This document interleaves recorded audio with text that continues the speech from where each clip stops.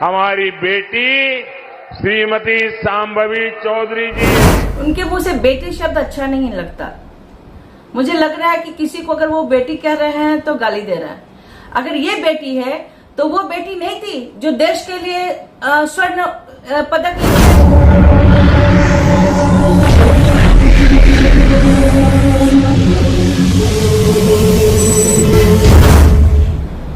सनी हजारी तो चुनाव लड़ रहे हैं, लेकिन कल भरी इस जनसभा में प्रधानमंत्री नरेंद्र मोदी ने वहां की से जो प्रत्याशी है कि यंगेस्ट गर्ल्स प्रत्याशी है शांभवी चौधरी, उनके लिए वोट मांगा है। क्या कहेंगे इसको लेकर के?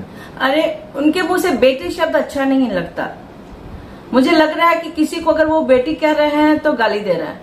अगर ये बेटी है तो वो बेटी नहीं थी जो देश के लिए स्वर्ण पदक लेके आई थी। आज रिजल्ट में भी अभी भी वो जीत हासिल करके लाई है और देश का गौरव बढ़ाई है। इनको तो इतनी फुर्सत नहीं थी कि जा करके उनका दुख दर्द पूछ सकते, उनके आंसू पोंछ सकते। उल्टा उन्होंने पुलिस से उनको डंडा खिलवाया, मीडिया में गलत सलत प्रचार करवाया। उनके सांसद के साथ जो फोटोज थे, जो भी थी, कुछ भी नहीं। केस को इन्होंने कहा कि गलत है। अरे आपने एक सच्चे मन से उनके पास जाकर उनसे बात की होती। क्या जहां मणिपुर में बेटी बेटी नहीं थी जिसे निर्वासित कर दिया गया था, कभी गए क्या वो वहां पे? कभी उस लड़के को उनको पकड़ा क्या? कोई सजा दी क्या? ये लड़कियां महिलाएं कैसे बोल सकते हैं इस चीज को? इस बार उनको सीट टिकट नहीं दिया बीजेपी ने। सीट टिकट देते तो अभी हाल में ही ये जख्म हरा है हम लोगों के शरीर का, तो वो किस मुंह से आते हमारे पास कहने के लिए कि हमें वोट दो? महिलाओं के पास कैसे जाते?